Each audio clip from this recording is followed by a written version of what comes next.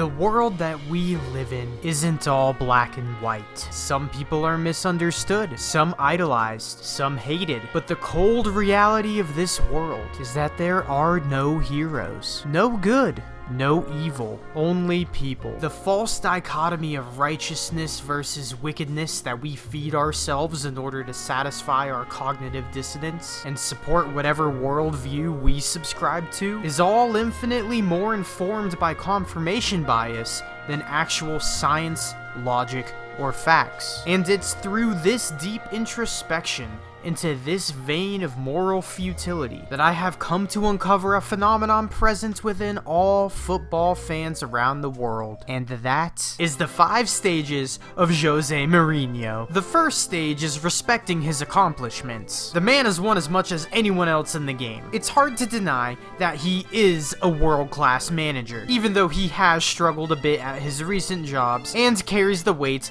of the fabled 3-year curse. But despite this, he is one of the greatest managers in history. And when you are first confronted with his accomplishments, you cannot help but respect them, no matter how much you hate the guy. Which brings us to the second stage of Jose Mourinho, hating him for his sideline antics. Through observing naturally occurring phenomenon and lived experiences, the scientific community has come to the conclusion that after a football fan has formed an initial respect for Mourinho's accomplishments, it isn't long before they eventually begin to hate him for his behavior on the touchline and in interviews. Whether it be getting into a shoving match, celebrating in front of the opposing fans, or sticking his finger in someone's ear, you go from respecting his trophies to getting your blood boiled as he shithouses you to wind you up. And in press conferences, he doesn't really do anything to make himself more likable either. His ego is bigger than his trophy cabinet. Mourinho is the classic case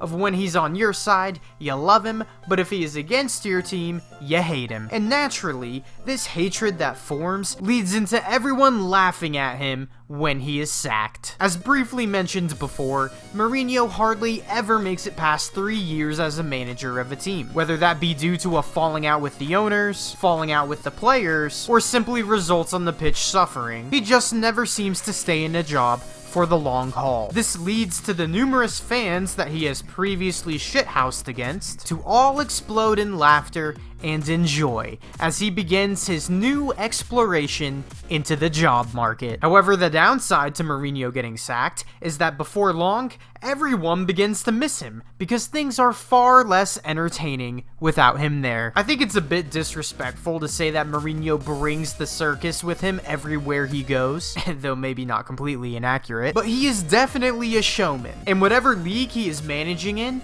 automatically is that much more fun to watch because of his involvement. So after everyone is done getting wound up by his antics and his ego, when all the dust settles, it's only natural to want him back for the entertainment value. And this longing of Mourinho brings with it a bit of clarity, and through that clear lens, you are able to look at the facts again without bias. Which brings us to the 5th stage of Jose Mourinho, respecting his accomplishments again. Good luck in the Conference League finals today. You very well may be the first manager to win the Conference League, Europa League, and Champions League, but I just simply ask that you give us all a worthy show to watch, as always.